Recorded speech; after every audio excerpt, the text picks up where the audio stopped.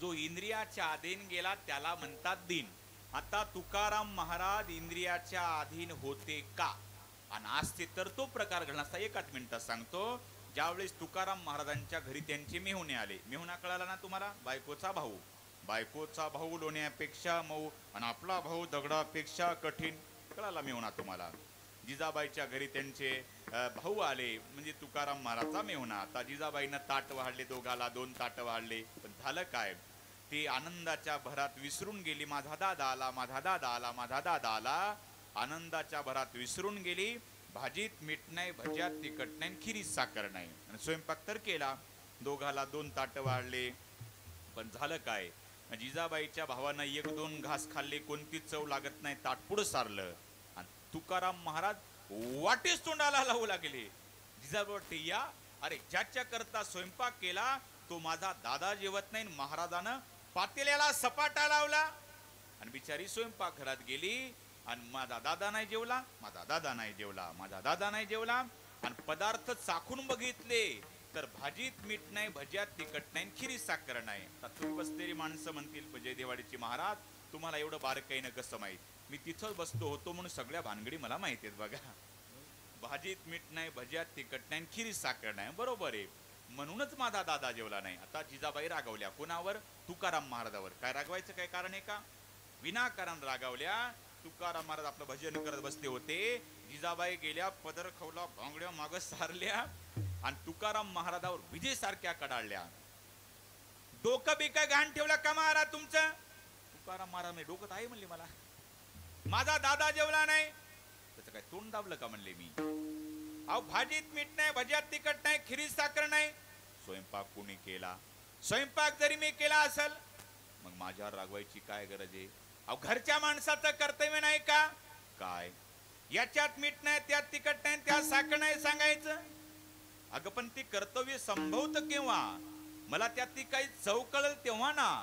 कारण काय खातो आम्ही कासया सांगाते कैसे लागते नेनो मुखे. म्हणजे तुकाराम महाराज इंद्रियाच्या अधीन नव्हते, उलट इंद्रियच यांच्या अधीन होते. पण 3 शब्दाचा उलट अर्थ आहे धनी इंद्रियाचे धनी आम्ही झालो सारे. इंद्रियाचे धनी आम्ही झालो सारे. इंद्रियाचे धनी आम्ही झालो सारे. इंद्रियाचे धनी आम्ही झालो सारे. काम क्रोध बंदी खाणे तुका मने दिले दोन्ही. इंद्रियाचे धनी आम्ही झालो गोसावी. म्हणून धनी असताना 3 म्हणतात. पुढचा शब्द आहे रंक. रंक हा रावाच्या विरुद्ध आहे. एका ठिकाणी तुकाराम महाराज म्हणतात तुका म्हणे आम्ही राजे त्रैलोक्याचे, पण इथं रंक म्हणतात. पुढचा शब्द आहे दीन रंकमी अनाथ. आता नाथ शब्दाचा तुम्हाला मी अर्थ सांगितला, व्याकरणातून सांगितला, बरोबर आहे का नाही? नाथ म्हणजे काय? नाथ म्हणजे ज्याचा जन्म नाही, ज्याला मायबाप नाही, असं अजन्म तत्व म्हणजे भगवान शंकर, त्यांना नाथ म्हणतात. आणि अनाथ कोणाला म्हणतात? अ अधिक न अधिक कथ, बरं का? 2 नकार बरोबर 1 होकार, नाही का? आता व्यवहारिक दृष्ट्या आपण कोणाला अनाथ म्हणतो? एखाद्या लेकराला मायबाप नसते, माणसं काय म्हणतात? ती लेकरू अनाथ आहे. पण तो इथं अर्थ अभंगात लागत नाही, त्यामुळे तुम्हाला मी व्याकरणातून सांगितलं, बरोबर आहे काय? नाथ म्हणजे भगवान शंकर, त्यांना मायबाप नाही, अजन्म तत्व, त्यांना नाथ भगवान शंकर म्हणतात. अनाथ म्हणजे ज्याचा जन्म संभवतो, ज्याला मायबाप संभवतात त्याला अनाथ म्हणतात, नाही का? जर तुकोबारायांचा जर जन्म संभवला असता तर तेच तुकाराम महाराज एका ठिकाणी म्हणतात तुका म्हणे आम्ही विधीचे जनिते स्वयंभू आई ते केले न हो. अरे मग राव असताना रंक म्हणतात, धनी असताना दीन म्हणतात, नाथ असताना अनाथ म्हणतात. असं का? ही जगद्गुरु तुकोबारायांची भगवान शंकराच्या पुढची नम्रता आहे. तसं नसावं आणि तसं म्हणावं. हे बघा, पंगत मिष्टान्नाची असावी. श्रीखंड आहे, बासुंदी आहे, लाडू आहे, गुलाबजाम आहे. आणि पंक्तीचा मालक नम्रतेने म्हणतो गरीबाची चटणी भाकरी गोड करा. ही त्या मालकाची नम्रता आहे. तसं नसावं तसं म्हणावं. नाहीतर एका बहादरानं चटणी भाकरीचीच पंगत दिली, वैशाख महिना निवडला, दुपारा 2 वाजता उन्हात पंक्ती बसवल्या, बाजरीच्या भाकरी करपल्या, ठेचा त्याला तेल नाही, मीठ नाही, प्यायला पाणी नाही. दुपारा 2 वाजता पंक्ती बसवल्या आणि ते पंक्तीवाला फिरू लागला, गरीबाची चटणी भाकरी गोड करा. आता तुम्हीच इमानदारीने सांगा, एवढ्या उन्हात इतकं तिखट गोड लागतं का हो? पण बहादर फिरत होता, गरीबाची चटणी भाकरी गोड करा, गरीबाची चटणी भाकरी गोड करा. आता नको का त्याच गावाचं एक गरम डोक्याचं पहिल्याच पंक्तीला जेवायला बसायचं, पाहुण्याला मागं दाबायचं आणि ते पुढे बसायचं. आणि मग नेहमीच्या सवयीनं बसलं. आता ते आटपटवर गाडी गेली. दुपारचे 2 वाजले, बाजरीच्या भाकरी करपल्या, ठेचा तेल नाही, मीठ नाही, प्यायला पाणी नाही, ऊन मी म्हणतं वर मंडप नाही, डोक्यावर टोपी नाही, डोक्याला केस नाही का, सू सू सू करत होतं. आणि पंक्तीवाला नेमकं याला म्हणतात जखमीवर मीठ चोरणे. आलं त्याच्या जवळ, याला पहिलं तिखट लागलं, प्यायला पाणी नाही, आणि आलं म्हणलं गरीबाची चटणी भाकरी गोड करा. आता त्याला तिखट लागलं, नेमकं हे तावडी सापडलं. रागानं लाल झालेलं विजेसारखंच कडालं, ताडकन उठलं. तुझ्या बापानं अशी पंगत घातली होती का? तुला माणसंच मारायचे तर एंडोसल्फानच्या बाटल्या पाजायच्या? लेका बैमाना, इतक्या उन्हात इतकं तिखट गोड लागतं का? आणि सांगतो दिमाखानं गरीबाची चटणी भाकरी गोड करा. म्हणून चटणी भाकरीचीच पंगत असावी आणि गरीबाची चटणी भाकरी गोड करा म्हणावं. याचं नाव नम्रता नाही, याचं नाव डबल उद्धटता आहे. पंगत मिष्टान्नाची असावी. श्रीखंड आहे, बासुंदी, लाडू आहे, गुलाबजाम आहे, आणि पंक्तीचा मालक म्हणतो गरीबाची चटणी भाकरी गोड करा. ही त्या मालकाची नम्रता आहे. तसं नसावं, तसं म्हणावं.